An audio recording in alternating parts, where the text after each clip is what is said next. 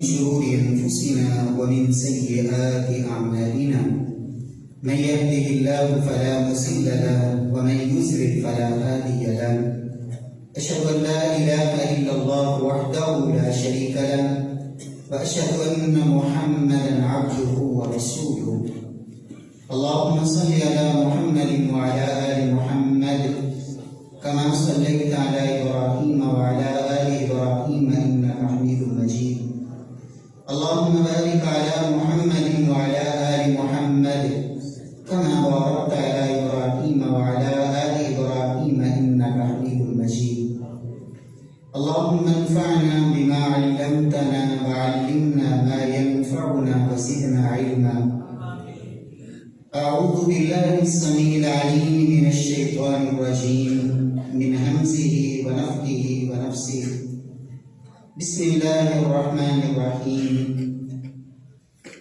يوم تبدل الأرض غير الأرض والسماوات وبرزوا لله الواحد القهار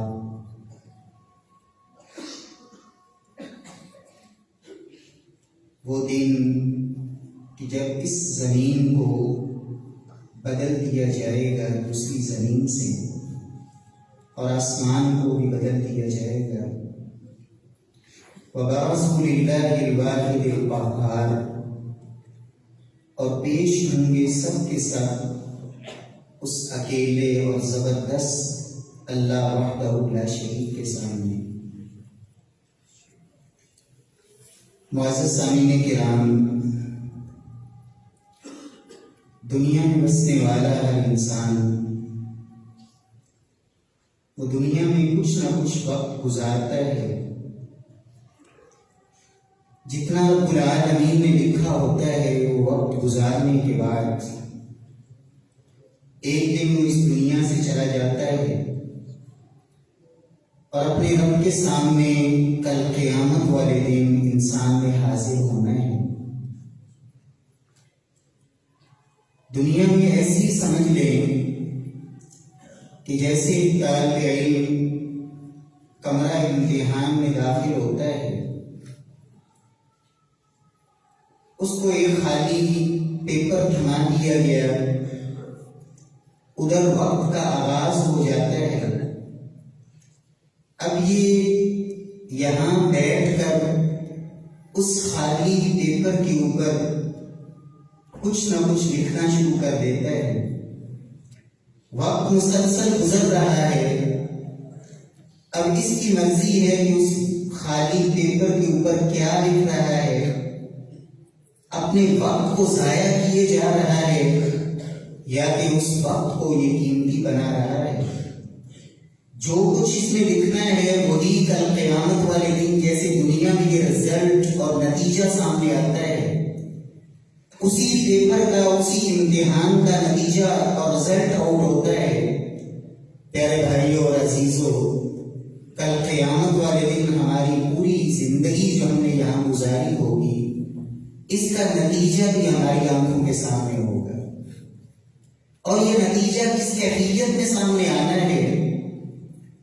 ایک تصور کریں، ایک ایسی عدالت جس میں کھڑا ایک انسان جو سمجھ رہا ہے کہ یہاں میرا حمایتی کوئی نہیں، ایک ایسی عدالت جس میں کھڑا انسان وہ بالکل نا امید ہے کہ یہاں رشوت کا امکان کوئی نہیں، اور وہاں کھڑا انسان جسے یہ یقین ہے کہ یہاں جو گواہ میرے خلاف کھڑے کیے جا رہے ہیں ان گواہوں کی گواہی کو میں جھٹلا نہیں سکتا۔ انسان سے حق لینے والے ایسے ہیں جن کے پاس پورے پروف ہیں اور ساری قوی دلائل موجود ہیں، اور وہاں فیصلہ کرنے والی وہ ہستی ہے کہ جسے مجبور نہیں کیا جا سکتا، جس کے سامنے کسی کی سفارش اس کی اجازت کے بغیر چل نہیں سکتی۔ پیارے بھائیوں، نبی کائنات صلی اللہ علیہ وسلم فرماتے ہیں، سیدنا علی بن حاتم رضی اللہ تعالی عنہ راوی ہیں، فرمایا ما منکم من رجل الا سیکلمہ ربہ یوم القیامہ لیس بینہ وبینہ ترجمان ثم ينظر أيمن منه فلا ينظر شيئا إلا شيئا قدما ثم ينظر أشأم منه فلا ينظر شيئا إلا شيئا قدما ثم ينظر أيمن منه فلا ينظر شيئا إلا شيئا قدما. نبی کائنات صلی اللہ علیہ وسلم فرماتے ہیں کہ تم میں سے ہر انسان اس نے اپنے رب سے ہم کلام ہونا ہے. درمیان میں کوئی وسیلہ نہیں, کوئی واسطہ نہیں, کوئی ترجمان نہیں. انسان وہاں اپنے دائیں دیکھے گا, زندگی میں جو کچھ کرتا رہا سب کچھ سامنے نظر آ رہا ہوگا. بائیں دیکھے گا, جو کچھ زندگی میں کرتا رہا سب کچھ کتاب زندگی کھلی ہوئی سامنے موجود ہے. انسان پھر اپنے سامنے دیکھے گا, فرمایا سامنے فَأَسْتَغْفِرُ النَّارِ, جہنم کی دیکھتی آنکھ نظر آئے گی. فرمایا اتقوا النار ولو بشق تمرہ, لوگوں اپنے آپ کو اللہ کے عذابوں سے بچا لو. دنیا کے اندر معمولی سے معمولی عمل کا بھی اللہ نے موقع دیا ہے تو کوشش کرو, چاہے آدھی کھجور بھی اللہ قیام میں دے سکتے ہو. اور اب اتنا مہربان ہے تمہارے اس ایک کھجور کے ٹکڑے کو اللہ خود پہاڑ کے برابر کر دے, تم کرو تو صحیح. تمہارے اندر ہمت اور کوشش کرو, اللہ سے توفیق مانگ کے یہ نیکی کرو. ممکن ہے یہی معمولی نیکی اللہ تمہارے لیے جہنم سے آزادی کا اللہ ذریعہ بنا دے. پیارے بھائیو, سب کی عدالت میں انسان کی حمایت کے لیے کوئی تیار نہیں. دنیا کی عدالتوں میں اور کوئی ساتھ نہ دے تو ماں باپ ضرور ساتھ دیتے ہیں, لیکن وہاں تو یوم یفر المرء من اخیہ وامہ وابیہ وصاحبتہ وبنیہ لکل امرئ منہم یومئذ شأن یغنیہ. ماں باپ ساتھ چھوڑ جائیں گے, کوئی بھی حمایت کے لیے تیار نہیں. اور وہاں انسان کے خلاف جو گواہ ہیں وہ ایسے ہیں کہ انسان ان کو جھٹلا نہیں سکتا. زبان پہ مور لگا دی گئی, یہ ہاتھ بولنا شروع ہو جائیں گے. انسان کی آنکھیں, انسان کے کان, انسان کے یہ اعضاء اور اس کی یہ جلد کی چمڑا, اس کا انگ انگ اسی کے خلاف گواہیاں دے رہا ہے. اور انسان وہاں اللہ رب العزت کی بارگاہ میں رشوت نہ مالی پیش کر سکے گا نہ جسمانی پیش کر سکے گا. قرآن کہتا ہے فَلَيُؤْخَذَ مِنْ أَحَدٍ مِنْهُ الْأَرْضِ ذَهَبًا وَلَوِ افْتَدَىٰ بِهِ, کوئی زمین سونے کی بھی بھر کے لے آئے تو وہاں وہ بھی اسے قبول نہیں کی جائے. يَوَدُّ الْمُجْرِمُ لَوْ يَفْتَدِي مِنْ عَذَابِ يَوْمِئِذٍ بِبَنِيهِ, وہاں مجرم یہ خواہش کرے گا میرے بیٹوں کو میرے عوض میں جہنم میں ڈال دیا جائے, میں بچ جاؤں. میری بیوی, میرے بھائی, میرا پورا کنبہ قبیلہ سب کو جہنم میں ڈال دیا جائے, میں بچ جاؤں. لیکن کلا, اللہ فرماتے ہیں ایسا کبھی نہیں ہوگا. انہا لظیٰ نزاعۃ للشویٰ. پیارے بھائیو, میں اور آپ یہ یقین ہونا چاہیے, اور یہی وہ قوت اور طاقت ہے عقیدہ آخرت, اللہ رب العزت کے سامنے جواب دہی کا احساس.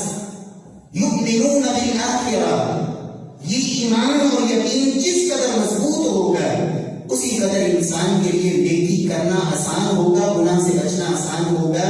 نیکی میں لذت آئے گی اور گناہ کو چھوڑنے سے انسان کو راحت اور سکون نصیب ہوگا. تب جب یہ یقین ہوگا کہ واقعی میں نے رب کے سامنے جانا ہے. وَبَدَا لَهُم مِّنَ اللَّهِ مَا لَمْ يَكُونُوا يَحْتَسِبُونَ, وہاں تو وہ کچھ ظاہر ہونے والا ہے جو انسان نے تصور بھی نہیں کیا ہوگا, سوچا بھی نہیں ہوگا. دنیا میں وہ انسان جس کو اللہ نے آنکھیں دیں, قیامت والے دن اٹھتے ہی اندھا کر دیا گیا. کیوں کہ دنیا میں آنکھیں دی, دنیا کو دیکھنے کے لیے بڑا ماہر تھا. دنیا کی اونچ نیچ اور دنیا کے نفع نقصان کو بڑی اچھی طرح دیکھتا اور جانتا تھا. نہیں دیکھتا تھا تو اللہ کے قرآن کو نہیں دیکھتا تھا, رب کے قرآن سے اندھا تھا. رب العالمین سزا کے طور پہ جب قیامت والے دن کھڑا کریں گے تو اندھا کر کے کھڑا کریں گے. دنیا کے اندر وہ انسان جو دنیا کے اندر لوگوں کو تو دھوکہ دیتا تھا, یہاں گیا ان کا ہو گیا, ادھر گیا ان کا ہو گیا, زبان کے ذریعے لوگوں کو اپنی چال بازیوں سے متاثر کر لیتا تھا. لیکن کل قیامت والے دن جب اٹھے گا, فرمایا یہ ذل وجہین, جہنم کی آگ کی دو زبانیں منہ کے اندر اللہ ڈال کے کھڑا کریں گے. یہ حقیقت اور سب کچھ جو دنیا میں چھپا تھا وہ ظاہر ہو جائے. ایک آئے گا پیٹ جہنم کی آگ کے انگاروں سے بھرا ہوا کون ہے؟ ان الذین یأکلون اموال الیتامی ظلما انما یأکلون فی بطونہم نارا۔ دنیا میں یتیموں کے مالوں پہ قبضے چلانے والا سمجھتا تھا مال ہے، لیکن حقیقت میں وہ مال نہیں، وہ جہنم کی آگ کے انگارے تھے جو پیٹ میں بھرے ہوئے تھے، اور آج وہ سارے ظاہر ہو جائیں گے، اللہ اٹھائیں گے۔ کیفیت کیا ہے؟ دنیا کے اندر انسانوں کو حقیر سمجھنے والا، کمتر اور گھٹیا سمجھنے والا، اپنے پاؤں کے نیچے کچل دینے والا، اپنی گاڑیوں کی ٹھوکروں سے راستے میں وہ کمزوروں، غریبوں اور لاچار سمجھ کے کہ کون ہے مجھے یہاں پوچھنے والا، وہاں رب العالمین کی عدالت میں جب آئے گا اللہ چیونٹیوں کی جسامت دیں گے، شکل و صورت و انسانوں والی، لیکن جسامت یہ چیونٹیوں والی۔ کیوں؟ یحشر المتکبرون امثال الذر فی صور الرجال، اس لیے کہ دنیا کے اندر یہ متکبر انسان جو انسانوں کو گھٹیا اور حقیر اور کم تر سمجھنے والا، آج رب نے اس کی حقیقت کو ظاہر کر دیا۔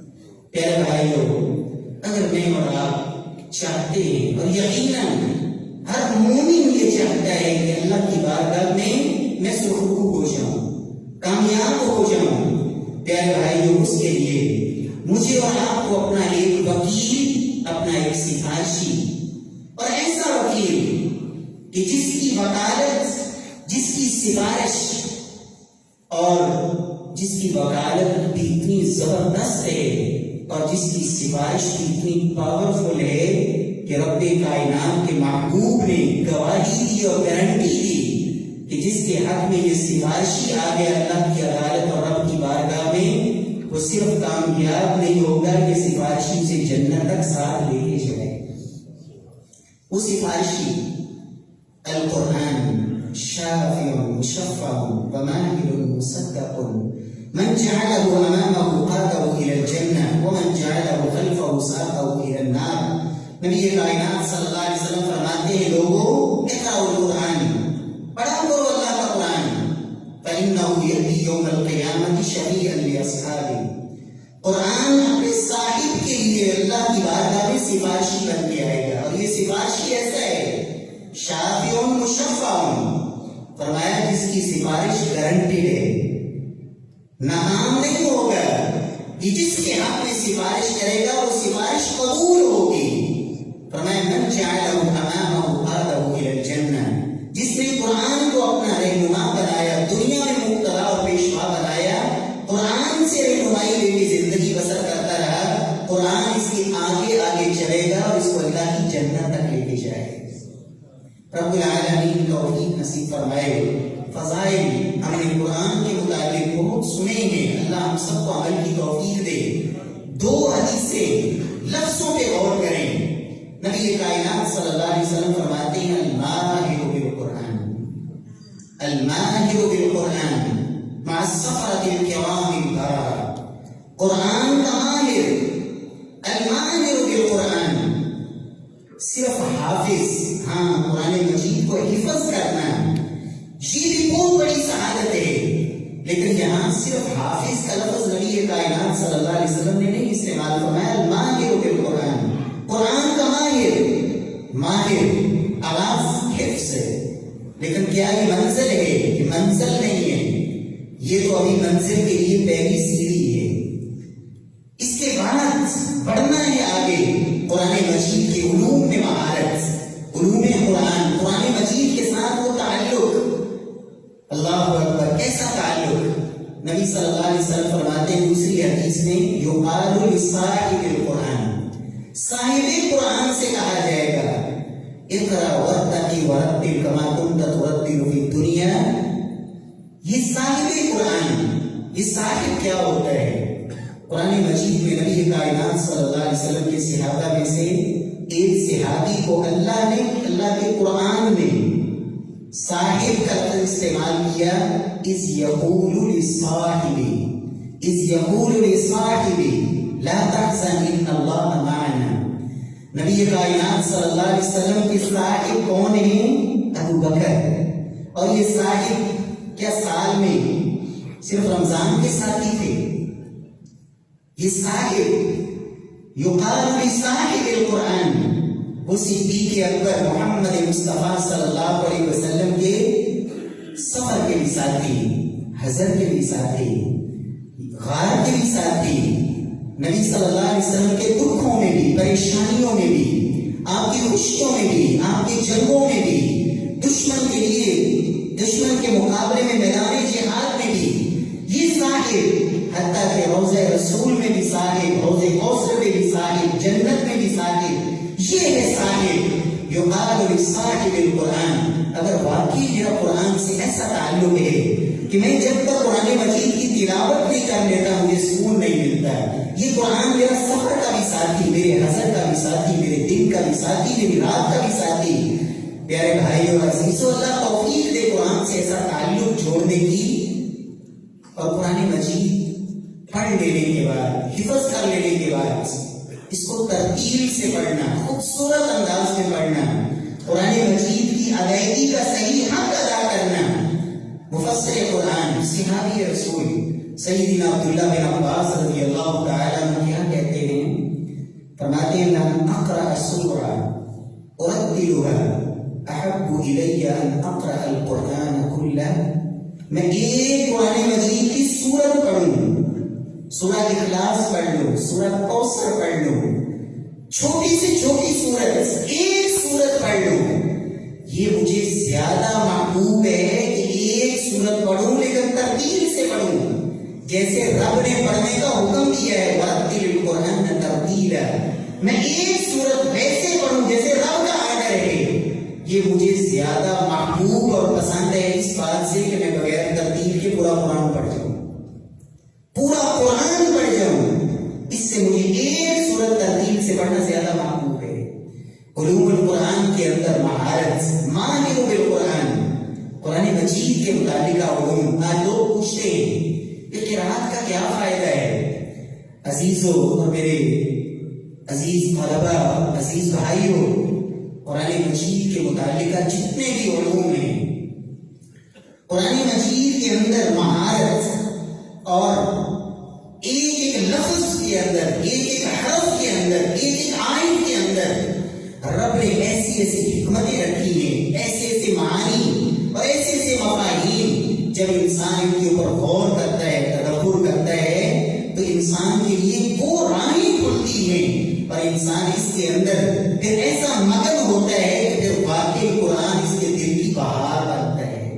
ربیع قلبی، نبی کائنات صلی اللہ علیہ وسلم کی یہ دعا آپ سب کیا کریں، اور کیسی دعا ہے، اتنے وسیلے، اتنے واسطے، اللہم انی عبدک وابن عبدک وابن امتک ناصیتی بیدک ماض فی حکمک عدل فی قضاؤک اسألک بکل اسم هو لک سمیت به نفسک او انزلتہ فی کتابک او علمتہ احد من خلقک او استأثرت به فی علم الغیب عندک۔ یہ سارا کچھ کرنے کے بعد مانگا کیا ہے؟ اللہ اکبر، اللہم انی عبدک، اے اللہ میں تیرا بندہ، اے اللہ میں تیرا بندہ، وابن عبدک، اے اللہ تیرے بندے کا بیٹا ہوں، وابن امتک، تیری بندی کا بیٹا ہوں، اے اللہ میری پیشانی میرے تیرے قبضے میں ہے، میرے اوپر فیصلے تیرے جاری ہوتے ہیں، اے اللہ میرے بارے میں تیرا جو بھی فیصلہ ہے وہ عدل پہ مبنی ہے، اے اللہ میں تجھ سے تیرے ہر اس نام کے ساتھ جو بھی تو نے اپنا نام اپنی مخلوق میں سے کسی کو سکھا دیا، اس نام کے وسیلے کے ساتھ، واسطے کے ساتھ، اے اللہ تیرا ہر وہ نام جو تو نے اپنی کتاب قرآن میں اتار دیا، اے اللہ تیرا ہر وہ نام جو تو نے دنیا میں آج تک کسی کو سکھایا ہی نہیں، تو نے غیب میں اپنے پاس چھپا کے رکھا ہوا ہے، یا اللہ ان سارے ناموں، سب ناموں کے ساتھ، ان کے وسیلے اور واسطے کے ساتھ تجھ سے کیا مانگتا ہوں؟ ان تجعل القرآن العظیم ربیع قلبی، اے اللہ اس قرآن کو میرے سینے کی بہار بنا دے، ان تجعل القرآن العظیم ربیع قلبی ونور صدری، اے اللہ میرے سینے کے لیے اس قرآن کو نور اور روشنی بنا دے، وجلاء وذهاب همي وغمي، یا اللہ اس قرآن کو میرے دنیا کے سارے غموں سے نجات کا راستہ بنا دے اور دنیا کی ساری پریشانیوں سے چھٹکارے کا اللہ اس قرآن کو ذریعہ بنا دے۔ رب العالمین ہمیں بھی قرآن سے ایسا تعلق نصیب فرما دے جو دنیا سے غموں کے لیے چھٹکارا بن جائے، جو ہمارے دل کے لیے سرور بن جائے اور ہمارے دل کی بہار بن جائے۔ یہ کب ہوگا؟ جب قرآن مجید کے اندر، قرآن مجید کے علوم کے اندر، قرآن مجید کے متعلقہ جو بھی ہیں ان کے اندر مہارت کی کوشش کریں گے، اور ان پر سب سے بڑھ کے صرف مہارت نہیں بلکہ اس کے ساتھ ساتھ عمل، اس لیے کہ عمل ہی حقیقت ہے، اور عمل یہی انسان کے لیے سب سے بڑی سعادت ہے۔ صحابہ کرام وہ صرف علم کی حد تک نہیں بلکہ عملی زندگی کے اندر کتنا آگے تھے۔ اللہ اکبر۔ آج شاید اللہ رب العزت ہم سب کو توفیق دے، خصوصاً اہل علم، خصوصاً میرے عزیز طلبہ، قرآن سے تعلق رکھنے والے کم از کم زندگی کے اندر یہ سوچ ضرور رکھا کریں کہ کہیں مجھے دیکھ کر، میرے عمل کو دیکھ کر، میری رویوں کو دیکھ کر کہیں ایسا نہ ہو کہ کوئی اللہ کے دین سے متنفر ہو جائے، کوئی قرآن سے دور ہو جائے، کہ قرآن والے ایسے ہوتے ہیں، دین والے ایسے ہوتے ہیں۔ صحابہ کرام رضوان اللہ علیہم اجمعین، ان کی زندگیوں کو دیکھ کر، ان کے عمل کو دیکھ کر لوگ اپنے لیے راستوں کا انتخاب کیا کرتے تھے۔ اللہ رب العزت توفیق نصیب فرمائے۔ تو رب کی بارگاہ میں، اللہ کی عدالت میں، کل قیامت والے دن اگر میں اور آپ چاہتے ہیں کہ اللہ ہمیں کامیاب فرما دے تو سب سے پہلا عمل یہ ہے کہ مجھے اور آپ کو قرآن سے حقیقی اور قلبی تعلق جوڑنا ہے۔ اللہ توفیق نصیب فرمائے۔ دوسری چیز، اللہ کی بارگاہ میں کامیابی کے لیے جس کو قرآن مجید نے بیان کیا، اور اللہ نے ایسی پختہ بات اور قد افلح لفظ قد کی تاکید کے ساتھ یقیناً کامیاب ہو گیا۔ اب جس کو اللہ کا قرآن کے قطعی طور پر، حتمی طور پر، لازمی طور پر اور پھر ماضی کے صیغے کے ساتھ یقیناً کامیاب ہو گیا، کون؟ من تزکا، من تزکا۔ اگر رب کی بارگاہ میں اور آپ چاہتے ہیں اللہ ہمیں کامیاب کر دے تو پھر یہ دوسروں کی طرف انگلیاں کرنے کی بجائے صرف پہلے اپنے دامن پہ نظر ڈالیں۔ من تزکا، اپنا تزکیہ کریں، اپنے آپ کو پاک کریں۔ میرے اندر، میرے دل میں، میرے عمل میں، میری زبان سے کتنے گناہ ہیں جو صادر ہوتے ہیں۔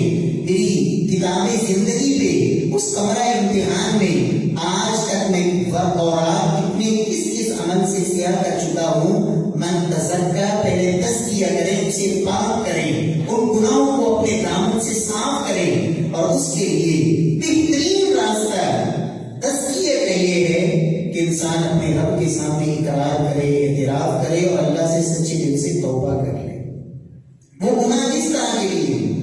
وہ گناہ ظاہری ہیں جو لوگوں کو پتا ہے کہ میں نے اتنی دیر نمازیں نہیں پڑھی، میں نے اتنا عرصہ زکوٰۃ نہیں دی، میں صاحب حیثیت تھا حج نہیں کیا، میں فلاں عرصے تک اتنی دیر تک فلاں کے حق پہ قابض رہا، حق ادا نہیں کیا، میں نے فلاں ہمسائے پہ ظلم کیا، فلاں اپنی بہن پہ ظلم کیا، فلاں رشتے دار پہ زیادتی کی۔ وہ گناہ جو لوگوں کو پتا ہے ان سے بھی توبہ کریں، اس لیے کہ جب انسان گناہ کرتا ہے تو دل پہ سیاہ ہوتا لگتا ہے، اور گناہ کی سب سے بڑی سزا یہ ہوتی ہے کہ انسان گناہ پہ گناہ کرتا چلا جائے اور گناہ سے واپس پلٹنے کی اللہ توفیق ہی نہ دے۔ یہ سب سے بڑی سزا ہوتی ہے۔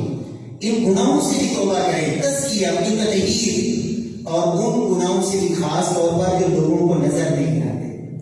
اور وہ گناہ کیا ہے؟ دل کے گناہ۔ میرے دل کے اندر عجب، کبر، بغض، حسد، ریاکاری، دکھلاوا، یہ وہ گناہ جن کو صرف میرا اللہ جانتا ہے، لوگ نہیں دیکھتے۔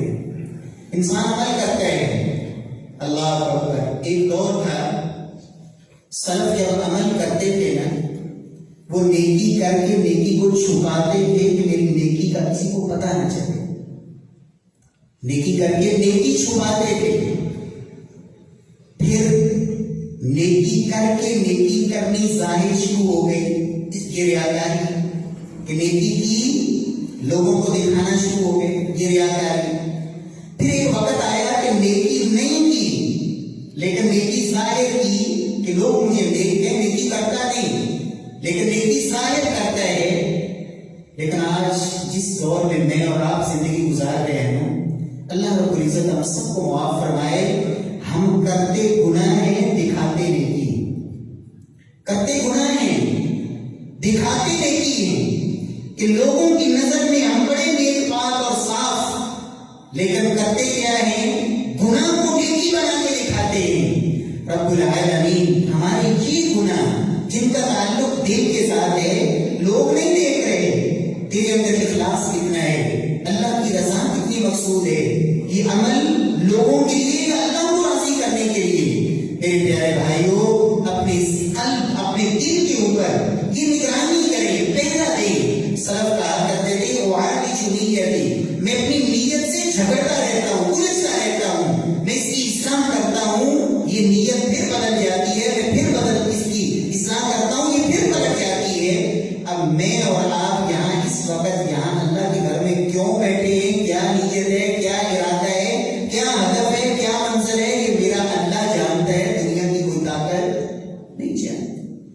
ایسی گناہ جن کا تعلق قلب کے ساتھ ہے، باطن کے ساتھ ہے، ان گناہوں سے بھی اپنے ہم تزکیہ کریں، تطہیر کریں، اس لیے کہ ایسے گناہ کل قیامت والے دن اتنے ہولناک ہوں گے۔ نبی کائنات صلی اللہ علیہ وسلم فرماتے ہیں کچھ لوگ آئیں گے قیامت والے دن، اللہ ان کی نیکیوں کو رات کے ڈھیروں کی طرح اڑا دے۔ کیوں؟ اس لیے کہ ظاہری طور پر وہ نمازیں بھی پڑھتے، تہجدیں بھی پڑھتے، لوگوں کے سامنے تو نیکیاں تھیں۔ وَإِذَا خَلَوْا بِمَحَارِمِ اللَّهِ انتَهَكُوهَا، جب خلوت ملتی، تنہائی ملتی، موقع ملتا، ایک تو وہ انسان ہے جس کو گناہ کا موقع ہی ملا، وہ گناہ نہیں کر رہا، اس میں اس کا کمال کوئی نہیں، اس لیے کہ چانس ہی ملا، چانس جو ہی ملا، خلوت جو ہی ملی، تنہائی ملی، موقع ملا، انتہاکوہا، اللہ کی حدیں تلاش کر دیا، رب کی حدود بنا دیا۔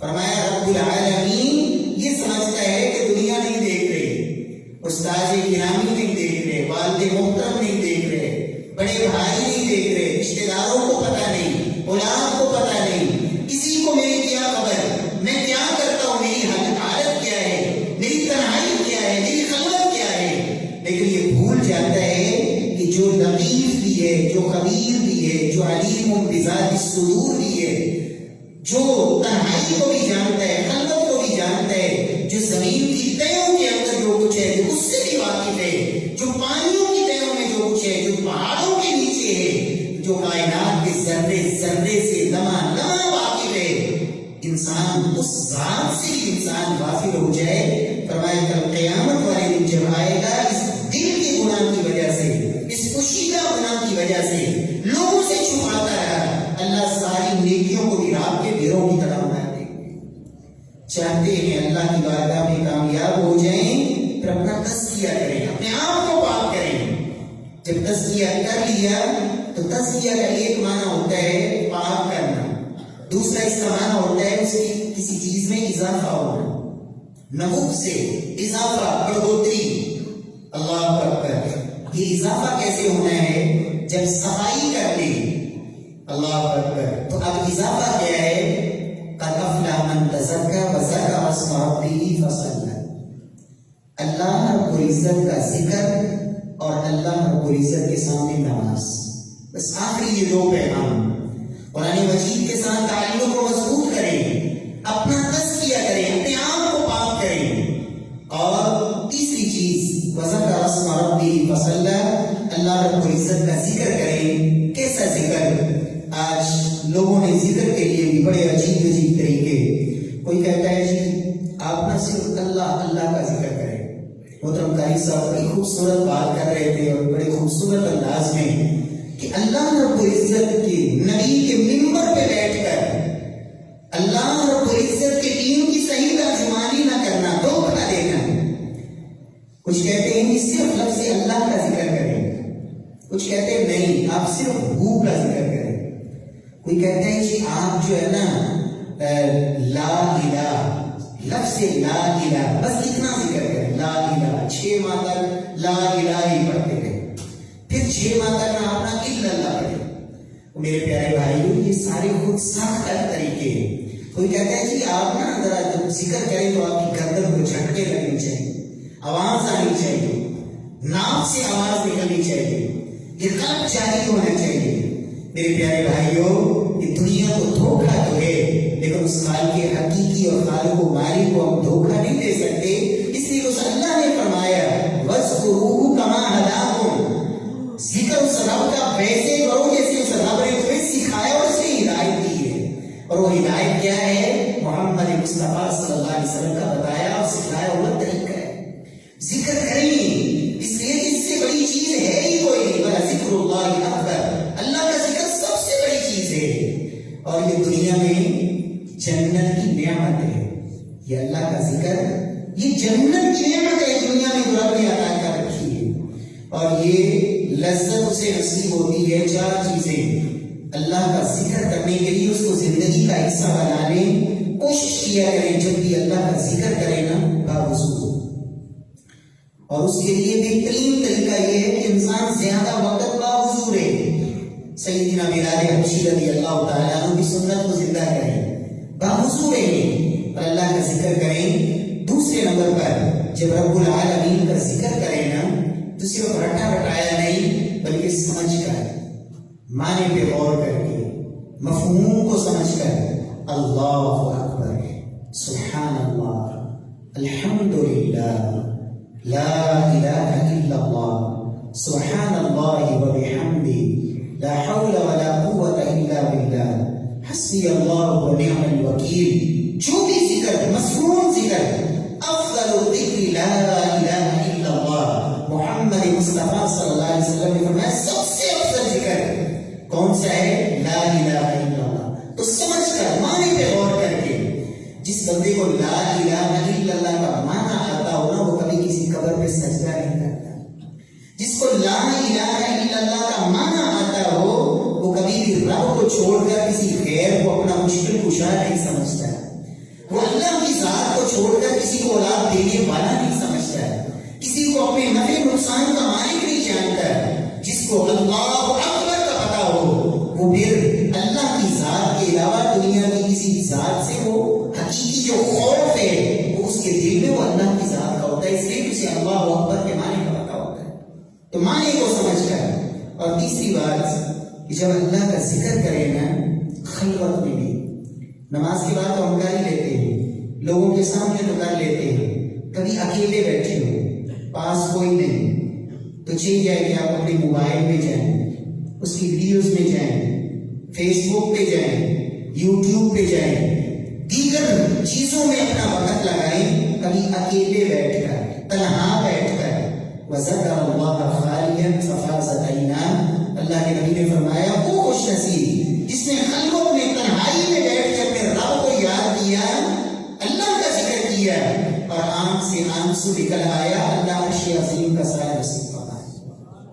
خلوت میں، تنہائی میں بھی رب کا ذکر کیا کریں۔ اور چوتھی چیز کہ اذکار مسنون، ذکر کریں ضرور کریں لیکن مسنون اذکار، صرف ایک ذکر آج اس مجلس کا، اس کو آپ نا اپنی زندگی کا ایک تحفہ اور ایسے اپنی زندگی کا حصہ بنا لیں۔ میں اور آپ کون نہیں چاہتا اللہ میرے گناہ معاف فرمائے؟ سب چاہتے ہیں۔ کون نہیں چاہتا کہ اللہ سبحانہ و تعالی میرے رزق میں برکت ڈال دے؟ چاہتے ہیں، سب چاہتے ہیں اللہ میری روزی میں برکت ڈال دے۔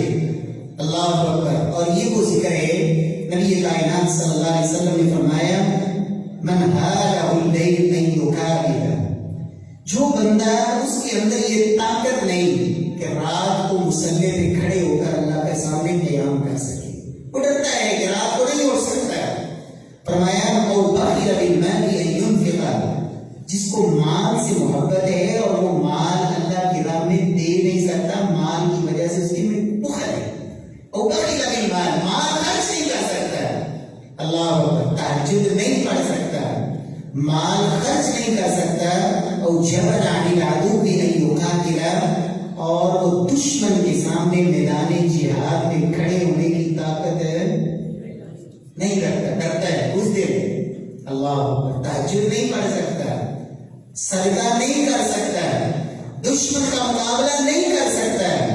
فرمایا یہ وہ عمل اللہ اکبر یہ تینوں کمیاں بھی پوری کرے گا، اور یہ ذکر جو ہے اللہ رب العزت کے یہاں سونے کا پہاڑ رب کی رب میں خرچ کرنے سے بھی اللہ کو زیادہ محبوب ہے. تو کرنا چاہیے نا، یہ ذکر کرنا چاہیے. اور یہ وہ ذکر ہے جس کے بارے میں محمد مصطفیٰ صلی اللہ علیہ وسلم نے فرمایا تھا کہ اگر سمندر کی جھاگ کے برابر بھی گناہ ہو تو اللہ معاف فرما دیتا. یہ وہ ذکر ہے جناب نوح علیہ السلام نے اپنے بیٹے کو کہا تھا میرے بیٹے یہ ذکر نہیں چھوڑنا، کائنات کے اندر اللہ کی جتنی مخلوقات ہیں ہر مخلوق اللہ کی عبادت کرتی ہے اس کلمے کے ساتھ.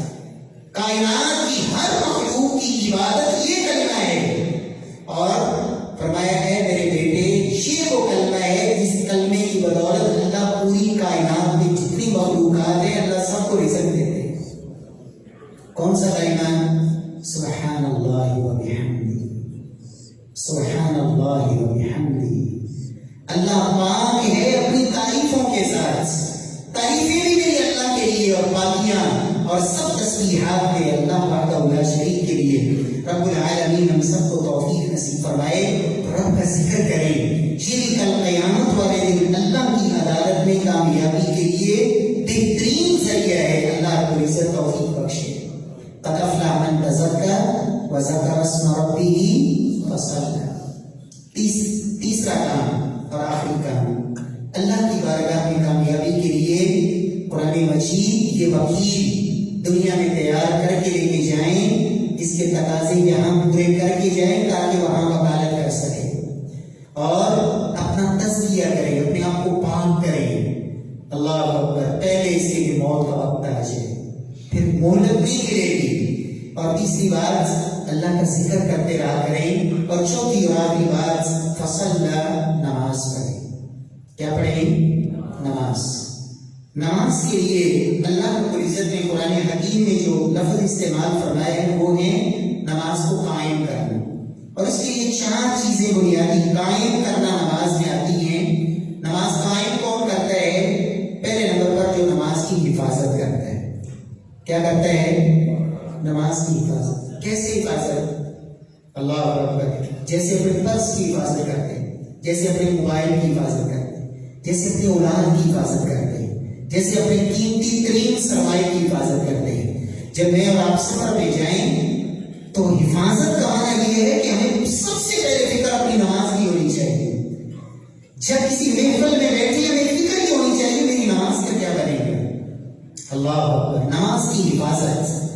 اور جس نے حفاظت کر لی قیامت والے دن یہ نماز اس کی نجات کی دلیل بنے گی. اور جس نے حفاظت نہ کی، جس نے حفاظت نہ کی، اللہ کے رسول نے فرمایا جس نے حفاظت نہ کی، یہ لفظ ہے حدیث کے اندر، فرمایا کہ قیامت والے دن اللہ قارون، فرعون، حامان اور ابی بن خلف کے ساتھ کھڑا کرے. نماز کی حفاظت کرے. اور دوسرے نمبر پر مداومت. نماز ہمیشہ. یہ کیا ہوگا؟ 1 پڑھ لی 2 چھوڑ دی، 4 پڑھ لی 1 چھوڑ دی، 1 دن پڑھ لی 1 دن چھوڑ دی. مداومت ہمیشہ، دائم، ہمیشہ. اور یہ مسئلہ یاد رکھیں، نماز چھوڑنا اتنا بڑا جرم ہے، اتنا بڑا جرم ہے کہ جس کی سوائے توبہ کے معافی ہے ہی کوئی. یعنی جس بندے نے ایک نماز جان بوجھ کر چھوڑ دی، اللہ نے نماز کا وقت ختم ہو گیا. ایک نماز جان بوجھ کر بغیر کسی عذر کے نماز کا وقت ختم ہو گیا. علماء کہتے ہیں، امام ابن قیم رحمہ اللہ، شیخ الاسلام ابن تیمیہ رحمہ اللہ، شیخ البانی رحمہ اللہ، شیخ ابن عثیمین رحمہ اللہ، اور اللہ کی قرآن کی آیات کی روشنی میں فخلف من بعدهم خلف اضاعوا الصلاة واتبعوا الشهوات فسوف يلقون غيا فويل للمصلين الذين هم عن صلاتهم ساهون. جس نے ایک نماز جان بوجھ کر چھوڑ دی اس کی کوئی قضا نہیں. صرف ایک ہی راستہ ہے کہ جو نماز جان بوجھ کر چھوڑی، لیٹ کی، اللہ کی نماز کا وقت ہو گیا ہے، اتنا بڑا اس نے جرم کیا ہے کہ اب اپنے رب کے ساتھ عہد کرے، وعدہ کرے، توبہ کرے اور دوبارہ زندگی بھر ایسا نہ کرنے کا اللہ کے ساتھ وعدہ کرے، صرف یہی نجات کا راستہ ہے اور کوئی راستہ نہیں۔ میرے پیارے بھائیوں، نماز کی ہمیشہ کی یہ تو ہوئی اللہ کی عبادت، اور جب دل نے چاہا چلو بھائی نماز پڑھ لو، نمازیوں کے ساتھ بیٹھا نماز پڑھ لی، شرابیوں کے ساتھ بیٹھا تو اس محفل کے رنگ میں رنگا گیا، یہ پھر رب پرستی نہ ہوئی تو نفس پرستی ہوئی۔ نماز کے اوپر ہمیشہ کی، اور تیسری چیز باجماعت پڑھیں، بغیر عذر کے نماز ترک کر دینا اور خصوصاً جماعت سے پیچھے رہ جانا بغیر کسی وجہ کے۔ من سمع النداء فلم یجب فلا صلاۃ له الا بعذر۔ آج میرا اور آپ کا کیا عذر ہے؟ صحابی نے 5 عذر پیش کیے تھے۔ نوینا، گھر دور، مدینے کے اندر راستے میں اور مسجد میں درخت ہیں، ٹکرا جاتا ہوں، راستہ صاف نہیں۔ فرمایا یا رسول اللہ مسجد سے، گھر سے مسجد پہنچنے کا خطرہ ہے، کوئی جانور ہی چیز پھاڑ کے نہ رکھتے۔ اور 5واں عذر کہ مجھے مسجد تک کوئی لانے والا نہیں۔ یہ 5 عذر پیش کیے۔ آج مجھے اور آپ کو اللہ نے آنکھیں دی، ہر محلے میں مسجد، کوئی ایسا خطرہ نہیں، پرامن ماحول، 5 عذر پیش کیے۔ کس لیے کہ یا رسول اللہ گھر میں نماز پڑھنے کی اجازت دے دیں؟ تو فرمایا میرے صحابی یہ بتاؤ اذان کی آواز آتی ہے؟ کہا یا رسول اللہ۔ فرمایا واجب، تو اللہ کے گھر میں باجماعت کی نماز پڑھیں، اللہ توفیق دے۔ نماز کو قائم کرنے کا یہ مطلب ہے۔ اور چوتھی چیز، نماز پڑھیں، نماز کے اندر خشیت ہونی چاہیے۔ کھڑے نماز میں ہیں، سوچے دنیا کے اندر الجھی ہوئی، کھڑے رب کے سامنے ہیں، فکر مجھے دنیا میں ٹکوں کی، معمولی وہ حقیر دنیا جس کی قدر اللہ کے ہاں مچھر کے پر کے برابر بھی نہیں، اس دنیا میں الجھا ہوا کھڑا رب کے سامنے ہے۔ سلف کہا کرتے تھے لوگ ایسی نماز جس میں خشیت نہ ہو۔ اور یاد رکھیں اللہ کے رسول نے فرمایا تھا سب سے پہلی چیز جو امت سے اٹھے گی وہ نمازوں کا خشوع ہوگا۔ تو بھری مسجد میں داخل ہوگے، مسجد بھری ہوئی نمازیوں سے ایک بھی تمہیں ایسا شخص نظر نہیں آئے گا جس کی نماز میں خشیت موجود۔ اللہ کے رسول نے فرمایا تھا صلی صلاۃ مودع۔ یہ خشیت کب آتی ہے؟ فرمایا نماز پڑھو، رب کے سامنے کھڑے ہو تو یہ سوچ کے کھڑے ہو کہ زندگی کی آخری نماز پڑھو۔ صلی صلاۃ مودع، ایسے نماز پڑھو جیسے دنیا کو الوداع کر کے جا رہا ہوں۔ یہ اس صحابی کو اللہ کے رسول نے کہا تھا جس نے کہا تھا اذنی واوجز، یا رسول اللہ مجھے نصیحت کیجیے اور مختصر۔ فرمایا صلی صلاۃ مودع، نماز ایسے پڑھو جیسے دنیا کو الوداع کر رہے ہیں۔ اللہ ہماری نمازوں کے اندر خشیت پیدا فرمائے۔ تو نماز پڑھیں، 4 چیزیں، نماز کی حفاظت کریں، نماز پہ ہمیشگی کریں، اور باجماعت پڑھیں، اور نماز کے اندر خشیت۔ اللہ اکبر۔ جب نماز پڑھ کے فارغ ہونا تو 4 چیزیں نا چیک کر لیا کریں کہ میں نے نماز کے اندر کیا یہ مقصد پا لی ہے۔ ہماری نماز کے اندر سب سے پہلی چیز ہوگی اللہ کی تعریفیں۔ میں آپ کی تعریف کر رہا ہوں اور مجھے پتہ ہی نہ ہو میں زبان سے کیا کلمے بولے جا رہا ہوں، یہ تعریف ہوگی؟ بولیں۔ نماز کے اندر میں اور آپ اپنے اللہ کی تعریف کرتے ہیں۔ جب ہم نماز سے فارغ ہونا ہمیں پتہ ہونا چاہیے کہ میں نے اپنے اللہ کی کیا تعریفیں کی ہیں۔ دوسری چیز نماز کے اندر یہ ہوتی ہے کہ ہم نماز میں محمد مصطفیٰ صلی اللہ علیہ وسلم پر درود پڑھتے ہیں، اور جب آپ پہ درود اور سلام پیش کریں تو آپ کو پتہ ہونا چاہیے کہ یہ وہ تحفہ ہے، یہ درود، یہ سلام جو میں جناب محمد مصطفیٰ صلی اللہ علیہ وسلم کی ذات اطہر پہ پیش کر رہا ہوں۔ اور تیسری چیز ہوتی ہے نماز کے اندر اپنے لیے دعائیں۔ کیا ہوتا ہے؟ دعائیں۔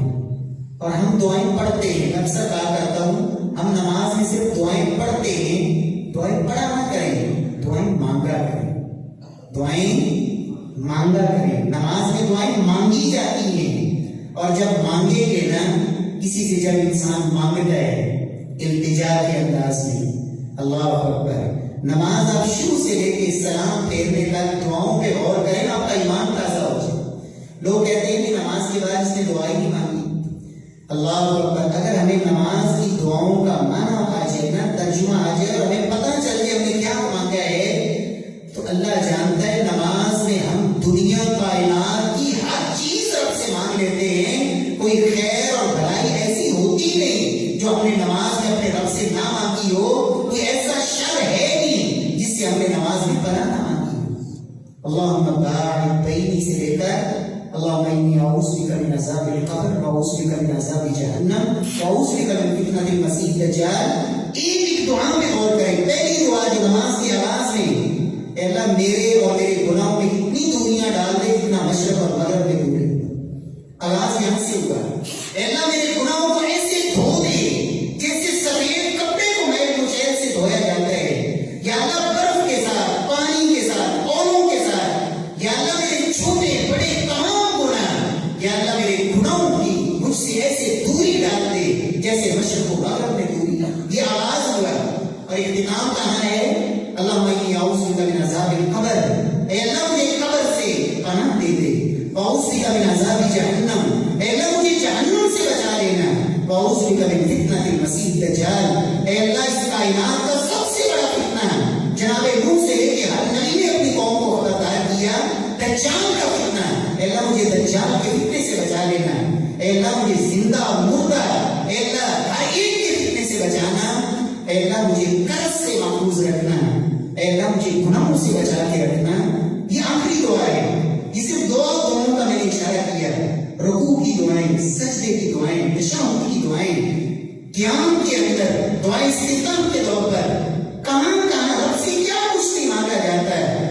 میرے پیارے بھائیوں، جب نماز سے فارغ ہوں چیک کیا کریں میں نے اپنے رب سے کیا مانگا ہے، کچھ مانگا بھی ہے کہ نہیں۔ اللہ اکبر، نماز میں رب سے مانگا جاتا ہے۔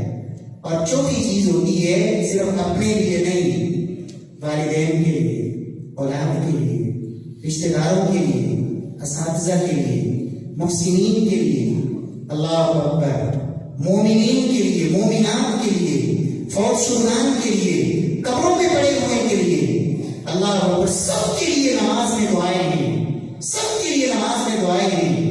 نماز کے بعد سوچا کریں میرے والدین کے لیے کیا مانگا، اولاد کے لیے کیا مانگا، یہ نماز میں مانگا جاتا ہے۔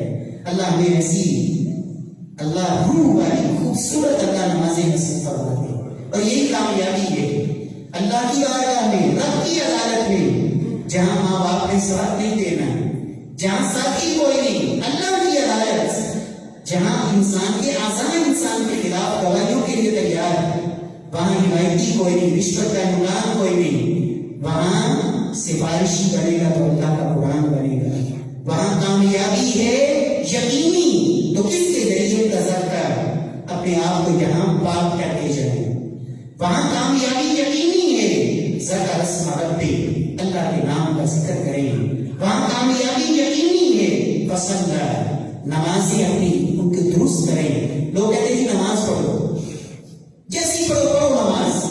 اور میرے پیارے بھائی، اگر یہی بات ہوتی تو اللہ سبحانہ و تعالیٰ جبریل کو 2 دن محمد مصطفیٰ کے پاس نہ بھجواتے، میرے نبی کو نمازیں پڑھاؤ۔ جبریل نے 2 دن امامت کروائی۔ اگر جیسی مرضی پڑھ لیں تو محمد مصطفیٰ منبر پہ کھڑے ہو کے صحابہ کو نہ کہتے میرے صحابہ میں نماز منبر پہ کھڑے ہو کے پڑھ رہا ہوں تاکہ میری نماز کو دیکھ کے اپنی نمازوں کی اصلاح کر لو۔ اگر جیسی مرضی پڑھے تو اللہ کے نبی مسجد نبوی میں پڑھنے والا نماز کہاں پڑھی؟ مسجد نبوی میں۔ محمد مصطفیٰ کا صحابی صلی اللہ علیہ وسلم 1 دفعہ نہیں پڑھی، کتنی دفعہ پڑھی؟ 3 دفعہ۔ اور اللہ کے رسول کیا فرما رہے ہیں؟ ارجع فصلی فإنک لم تصلی، اور لم سے ہم جانتے ہیں ساری ماضی کی نفی کرتا ہے، تم نے نماز پڑھی ہی نہیں، پڑھی ہی نہیں۔ اللہ اکبر۔ اور اگر جیسی مرضی پڑھیں تو 10 صحابہ، اللہ اکبر، صحابہ سے زیادہ خوبصورت نماز کون پڑھنے والا ہے؟ ایک دوسرے کو بلاتے، کہتے آؤ میں تمہیں اللہ کے نبی والی نماز پڑھ کے دکھاتا ہوں۔ ایک پڑھ رہے ہیں، 9 بیٹھے دیکھ رہے ہیں کہ واقعی گواہی دے رہے تم نے وہ نماز پڑھی ہے جو اللہ کے نبی پڑھا کرتے ہیں۔ سیدنا حذیفہ، صحیح بخاری کی روایت، نماز پڑھ رہا ہے ایک شخص، نماز پڑھ کے فارغ ہوا، کہا کتنا عرصہ ہو گیا نمازیں پڑھتے ہو؟ کہا 40 سال ہو گئے۔ کہا اگر اسی طرح نمازیں پڑھتے پڑھتے تمہاری موت واقع ہو گئی، موت واقع ہو جاتی تو تم اس فطرت سے ہٹ کے تمہاری موت ہوگی جس فطرت پہ اللہ نے محمد محمد مصطفیٰ کو پیدا کیا ہے صلی اللہ علیہ وسلم۔ اس لیے میرے پیارے بھائیوں ضرور پڑھیں نماز، لیکن وہ پڑھیں جو اللہ کے نبی نے پڑھی۔ اللہ رب العزت ہماری وہ نماز بنا دے، اور پھر وہ نماز جب بنے گی نا تو پھر یہ نہیں ہو سکتا انسان نماز پڑھ کے فارغ ہوا ہے اور پھر جھوٹ بھی بولے جا رہا ہے، پھر غیبتیں بھی کیے جا رہے ہیں، پھر حرام بھی کھائے جا رہے ہیں، پھر خلوت میں تنہائی میں وہ گندے مناظر بھی دیکھے جا رہے ہیں، اس کی نظر میں حیائی کوئی نہیں، اس کے کان کے اندر حیائی کوئی نہیں۔ پھر نماز ان الصلاۃ تنہی عن الفحشاء والمنکر، اس نماز میں پھر وہ پاور آتی ہے جو انسان کو بے حیائی اور برائی سے روک دیتی ہے۔ رب العالمین ہم سب کو عمل کی توفیق نصیب فرمائے، اللہ اکبر۔ تو یہ چار باتیں، یہ چار پیغام اپنی زندگی کے اندر دعا کریں اللہ مجھے بھی اور آپ کو بھی اللہ عمل کی توفیق نصیب فرمائے۔ اور اس کے لیے آسان ترین یہ ہے کہ کبھی بھی جس طرح کمرہ امتحان میں نے آواز یہاں سے کی کر دیا تھا نا، کمرہ امتحان میں بیٹھا طالب علم وہ ایک حرف بھی اگر اسے آتا ہے نا تو وہ چھوڑتا نہیں، کیونکہ یہ موقع ہے۔ دنیا میں رہتے ہوئے اگر مجھے اور آپ کو اللہ نے جس نیکی کا موقع دے دیا ہے نا، میں کر سکتا ہوں، میرے پاس چانس ہے، تو پھر اسے یہ کہہ کر کے چلو کل کر لوں گا، اگلے ہفتے کر لوں گا، اگلے مہینے کر لوں گا، اگلے سال میں کی جائے گی، اگلی شب تربیت سے سوچیں گے۔ اللہ اکبر۔ پھر نیکی کو لیٹ نہ کریں، پھر نیکی کو لیٹ نہ کریں، کر گزریں۔ اور دوسری بات معمولی سمجھ کے چھوڑے نہ، اس لیے کہ جیسے کمرہ امتحان میں طالب علم کو ایک ایک نمبر وہ کامیابی میں معاون بنتا ہے۔